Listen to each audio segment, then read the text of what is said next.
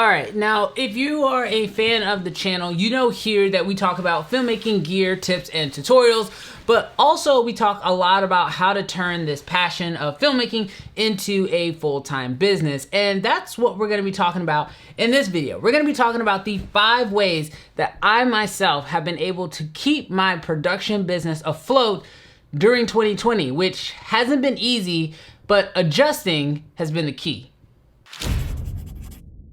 What's good, Creative Fam? Brandon Washington here, and as I mentioned today, we're gonna be talking about the 5 areas that I use in order to actually keep my business afloat. Now, if you've been around the channel for a while, you were probably here at the beginning of 2020, and you realized one of the areas where I was able to keep my business afloat, and that was doing real estate video. Now, the key to doing real estate video is actually not that difficult, and one of the main reasons why I chose to do a lot of real estate videos is because there are so many realtors and so many houses being put on the market daily. See, the one thing I do love about shooting in the real estate market is that there is just a mass majority of customers. There are so many customers, and they all are kind of in different realms, which means that when you are trying to cast your net, there is basically the largest sum of people that you can reach out to. Now, it's very easy to also find real estate agents because they market themselves like crazy, which means it's easy for you to find them, whether that's on Facebook or LinkedIn, on a bench, inside of a phone book. I mean, you name it, real estate agents want to get their name out there, which means for you as someone who's trying to obtain their business, they're very easy for you to get. Now, I actually created an entire training course on how I actually go about getting the business, capturing the real estate videos, and all that stuff. And I'll have links to that down below in the description. And we'll talk a little bit about that a little bit later. But the thing I want you guys to think about is that for me, and this is just kind of a true humbling statement, before the pandemic really hit, I had kind of given up doing real estate videos, not because, I didn't enjoy doing them, but it really was because my business kind of took a shift. I kind of went a different direction.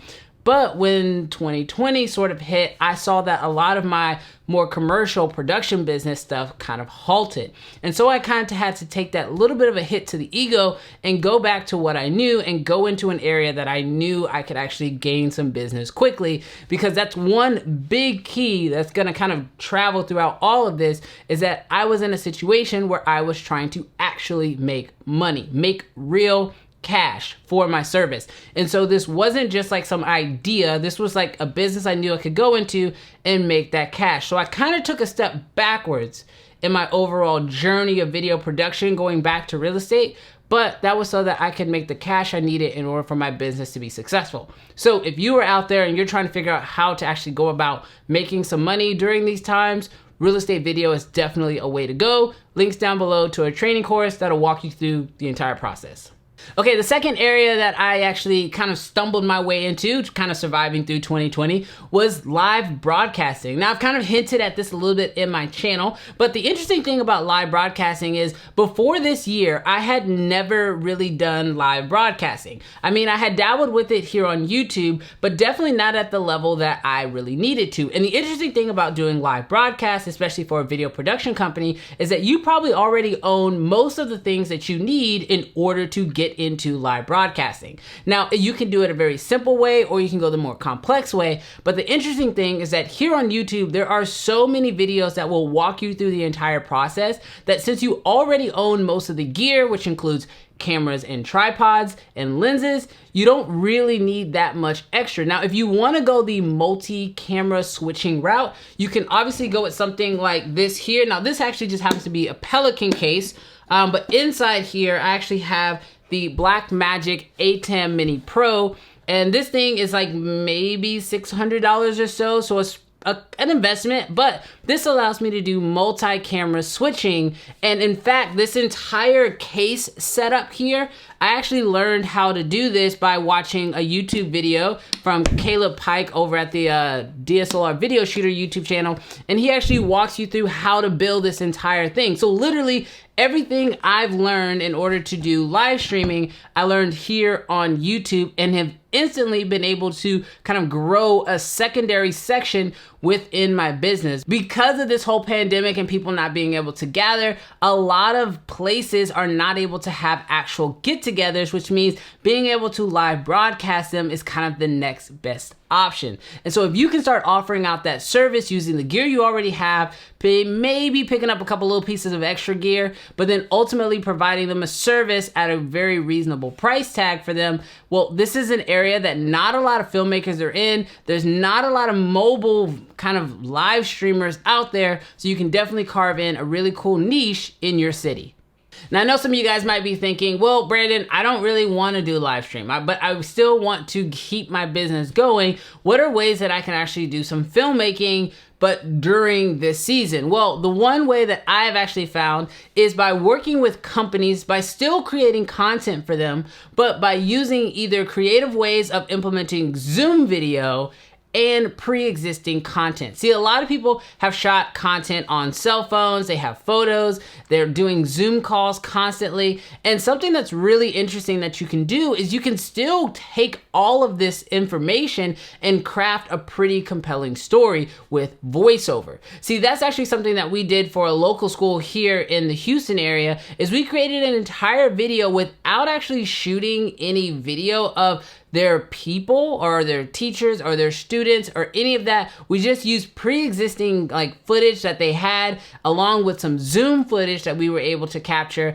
And then we took one day to go inside the school and capture something with plenty of social distancing in order. And this allowed us to still create some awesome content. I think right now, because not a lot of people are able to gather or get together to actually shoot things, you have to start thinking creatively. And so if you're out there and you're looking to pitch video to clients, one thing I would definitely go in there is figuring out ways to create content that requires the least number of people getting together, but also come up with a creative way to make it to where everyone can feel confident. At the end of the day, because we're not meeting in person, online content is even more important for most businesses. So this just means that they want it. You just have to come up with a creative way for them to do it. And so for this third tip, I recommend coming up with some creative ways to use things like Zoom or any other video chat in order to create awesome content for your clients.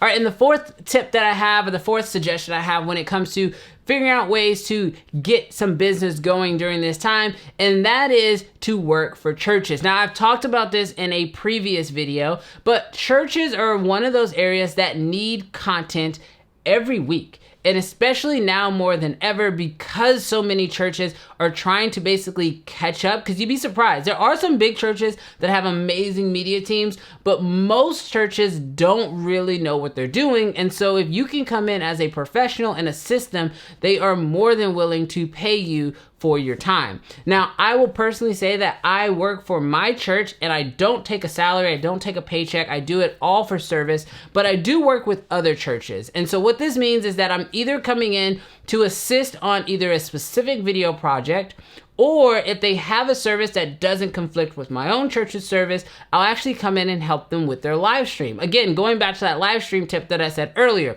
See, churches are very much like businesses. Yes, they have the religious side of it, but I will say at the end of the day, they still need to create that content because their goal is to bring people in. And that's the same thing that businesses are doing. So your service that you typically are giving out to businesses or business owners or companies, whatever, those are the same type of services that churches need. But I can tell you this, that typically churches have even less knowledge when it comes to media because their main focus is on their religion and, whatever that religion's goal is. So it's important that if you're going in to offer video advice or offer video services, you're coming in to give them that expertise. So just go into it with that mindset. And trust me, I can tell you there are tons of churches out there that could definitely use your assistance. And the fifth and final way that I was actually able to kind of make it through this whole pandemic is actually thanks to you guys. I mean, here on this YouTube channel, I've been able to release content which ultimately helps to generate some income.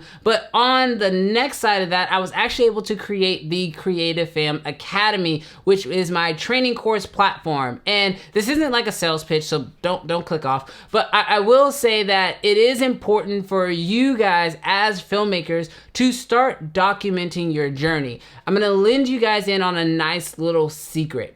Most people who hire you for your videos don't really care about the video itself. It's more about what the video can achieve.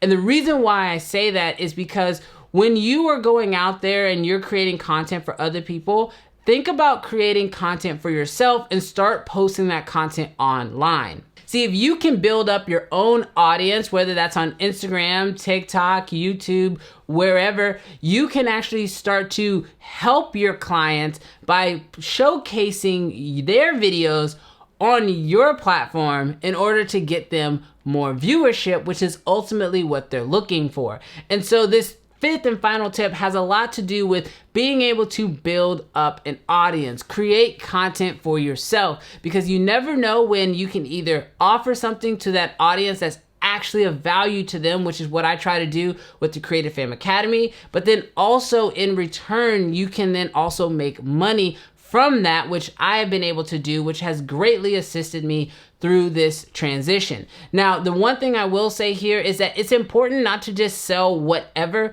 to your audience. I mean, everything that I try to sell through my platform here on YouTube always has to do with helping you guys to become better filmmakers. So whether that is my contract bundle, if it's presets, if it's training courses around a specific topic, I always try to make something that I know is gonna help you guys to ultimately give you the most value so then you can become better. And so I would say the same thing to you. If you're just getting started, go ahead and get started. It's not too late to start building up your own platform. But ultimately, when it comes time to try to sell something to your audience, I'll say make sure that it is something that can actually give your audience value, because then you'll be more successful. But there you have it, guys. Those are my 5 tips, my 5 structured ways that I've been able to kind of help my business to stay afloat during this 2020 year. It has definitely been a whirlwind, but I'll tell you the biggest thing, especially as we go forward, no matter where you are in the world, is that you need to make sure that you have a business that can pivot. Just like when McDonald's starts selling all their fish sandwiches during Lent because so many people give up meat during that time period, they shift or they pivot during that season. You need to make sure that your business is ready to pivot no matter what life throws at it. No business is always perfect. Every business goes through ups and downs, and the ones that come out of those valleys and kind of gets back up on the heels are the ones that are able to quickly make a pivot in order to make sure that their business continues to thrive. But thank you guys so much for checking out this video. If you have any questions, definitely leave those down below in the description. Give me some feedback. I'm trying to get back to the business videos, but they don't typically get a lot of views. But if you guys want me to release some more business related videos, leave those questions down below. Check out the links, and I'll catch you guys in the next one. Peace.